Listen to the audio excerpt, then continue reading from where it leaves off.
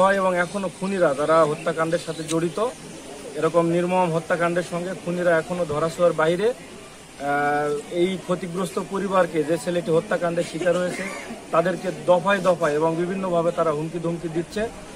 আমরা প্রশাসনের সঙ্গে রাজনৈতিকভাবে আমরা কথা বলেছি। আমরা যারা রাজনীতি করি দেশ ও মানুষের কল্যাণে, বাংলাদেশ জাতীয়তাবাদী দল সবসময় সজাগ এবং সবসময় তাদের পক্ষে কথা।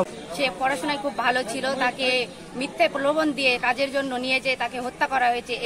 এখনো খুনি বাইরে ঘুরে বেড়াচ্ছে খোলামেলা ভাবে। তাদের দৃষ্টান্তমূলক তার শাস্তি আমরা চাই। সে গরিব পরিবারের ছেলে, সে তার পরিবারের পাশে। ওমর ফারুক, তো তাকে নির্মমভাবে হত্যা করা হয়েছে। তো তার কারণে আমরা খুবই শোকাহত, কিন্তু খুনি এখনো বাইরেই ঘোরাফেরা করতেছে, যার কারণে আমরা মনে শান্তি পাচ্ছি না।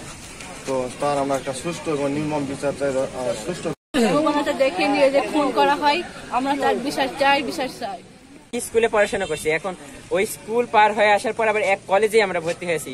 সে কিছুদিন ক্লাসও করছিল, কলেজে দেখাও গেছে।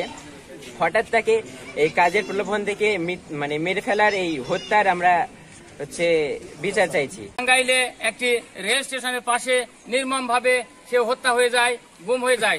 তারপরে জানা যায় যে সে আর পাওয়া যাচ্ছে না, তাকে মেরে ফেলা হয়েছে। কে বা কারা মেরে ফেলেছে, অথচ যে নিয়ে গেল তার কাছ থেকে তার কোনো সঠিক তথ্য পাওয়া যাচ্ছে না।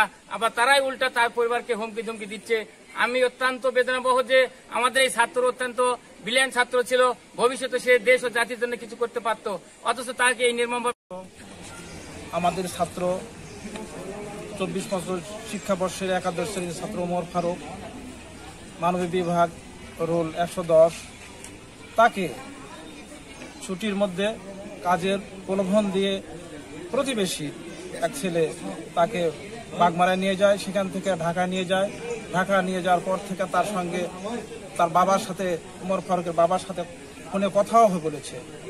না হয় তাহলে আমরা আরো বৃহৎ কর্মসূচি করতে বাধ্য হব। আর আবারও আমি প্রত্যাশা করছি যে তার খুনি বা তার খুনের সাথে যারা জড়িত,